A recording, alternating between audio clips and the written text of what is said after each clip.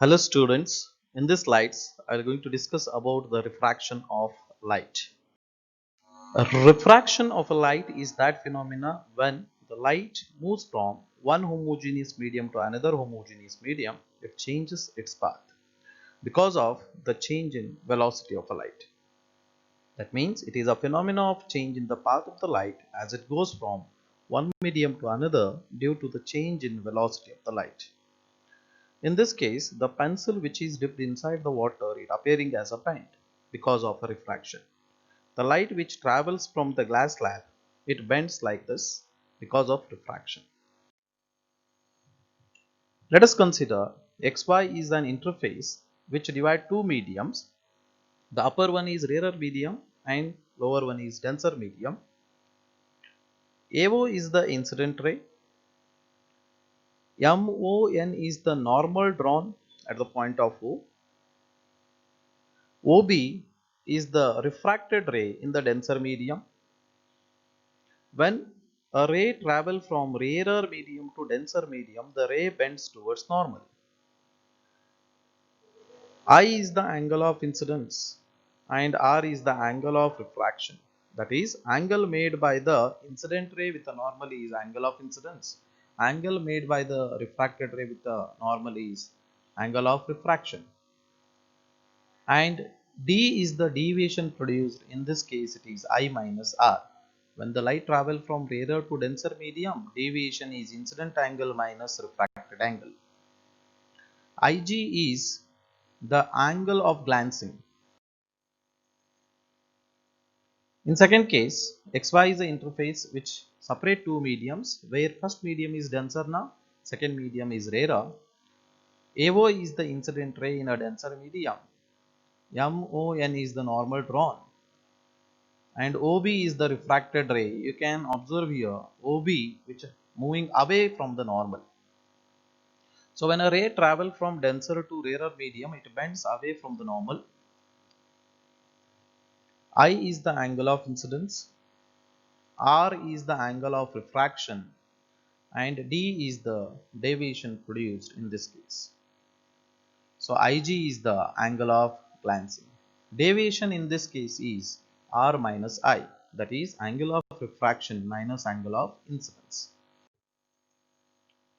Note, when a ray travels from rarer medium to denser medium, the ray bends towards normal.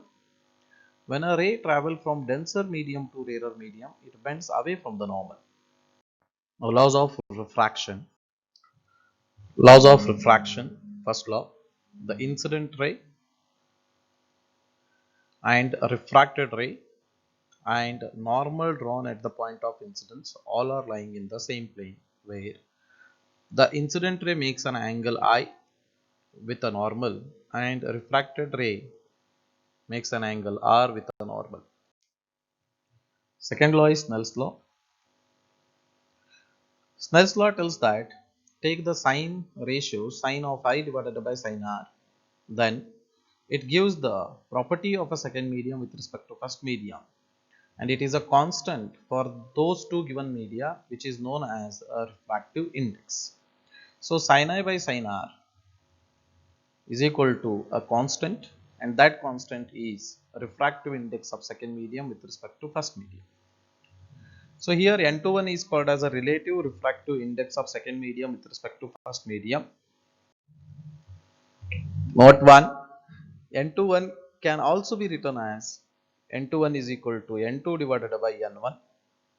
Here N2 is the absolute refractive index of the second medium and N1 is the absolute refractive index of the first medium. Second note, when a ray of light travels from water to glass, sine I by sine R is equal to NGW, that represents the refractive index of a glass with respect to water. Note 3, NGW, that is the refractive index of a glass with respect to water, is equal to refractive index of a glass divided by refractive index of water, that is absolute refractive index of glass and absolute refractive index of water. What is this refractive index? First one, absolute refractive index of a medium. It is the ratio of the velocity of the light in a vacuum to the velocity of light in medium. If you consider the first medium is vacuum and second medium any transparent material medium you can take, with respect to the vacuum, whatever the refractive index is coming for the second medium, that is itself is called as absolute refractive index. So n can be written as refractive index, absolute refractive index, that is equal to C divided by V. An example we are going to see here. Refractive index of a glass is C divided by velocity in the glass. C is velocity of a light in vacuum. Absolute refractive index of a glass, by substituting the values, velocity of a light in a free space divided by velocity of a light in a glass. Next one, relative refractive index. N21 represent refractive index of second medium with respect to first medium.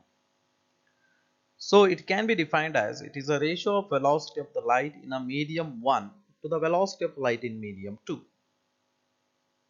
So refractive index of second medium with respect to first medium is absolute refractive index of second medium divided by absolute refractive index of first medium. That is equal to velocity in a first medium to the velocity in second medium for the light. N21 that can be written as V1 by V2. This represent relative refractive index. Third one, V velocity is equal to, it is the product of wavelength and frequency, as a F remains same. In both the medium, V depends on lambda directly. So refractive index of second medium with respect to first medium is absolute refractive index of second medium divided by absolute refractive index of first medium. That is equal to V1 by V2 as a relative refractive index, and V1 depends on lambda directly, that's why it is written as lambda 1 by lambda 2 ratio. So relative refractive index can also be written in terms of wavelength ratio, wavelength of the light in first medium to the wavelength of light in second medium. So where lambda 1 is the wavelength of the light in a first medium, lambda 2 is the wavelength of the light in. So fourth point, when a ray travel from medium of absolute refractive index n1 to the absolute refractive index of n2, Snell's law can be written as n1 sin I is equal to n2 sin R. Fifth one, medium with a higher refractive index is optically denser and with a low refractive index is optically rarer. Sixth point, since the path of the light is retraceable, we can write n21 is equal to 1 divided by n12. Example, so refractive index of a glass with respect to water, it can be written as 1 divided by refractive index of water with respect to glass. Seventh one, Snell's law is not applicable for the normal incidence. This is a special case. If xy is the interface which separate two mediums, first one rarer, second one denser. This is a normal drawn. If the light moves along the normal, undeflectedly it will move. So angle of incidence is 0, angle of refraction is also 0. Lateral shift and normal shift. Lateral shift. When a ray of a light passes through a parallel sided optical medium, the perpendicular distance between the emergent ray and the direction of incident ray is called as lateral shift. In the diagram you can see the light after emerging from the glass slab moving parallel to the incident ray, but it is shifted laterally. That's why the nomenclature lateral shift. Lateral shift. When a ray of light AB is incident on an optical denser medium such as a glass slab, after refraction it goes like this. BC is the refracted ray inside the glass slab and CD is the emergent ray which is coming out from the glass slab. See, AB is extended up to E, that is a straight line, and CD is parallel to it. So this perpendicular distance between the emergent ray and the incident ray direction itself is called as lateral shift. And formula for the lateral shift is T divided by cos R into sine of I minus R. And one thing you need to remember, if thickness of the slab is larger, then lateral shift is larger. Normal shift. It is the apparent shift in the position of an object along the normal placed in one medium and viewed through another medium. See, in this case, the object O is placed in the particular medium of refractive index n at the depth of h real. Due to the refraction, the object appeared to be raised from its actual position to the position I. This apparent shift of the position of the object from its actual position is called as normal shift.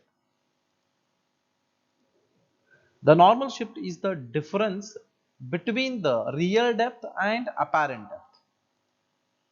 Normal shift is h real minus h apparent. For a small I and r, the n can be written, normal shift can be written as height of the real multiplied by 1 minus 1 by refractive index. Formula for the normal shift: n is equal to real depth by apparent depth if one object in a denser medium and the person who is viewing it in a rarer medium, and n is equal to apparent depth divided by real depth if object is in the rarer medium and viewed from the denser medium.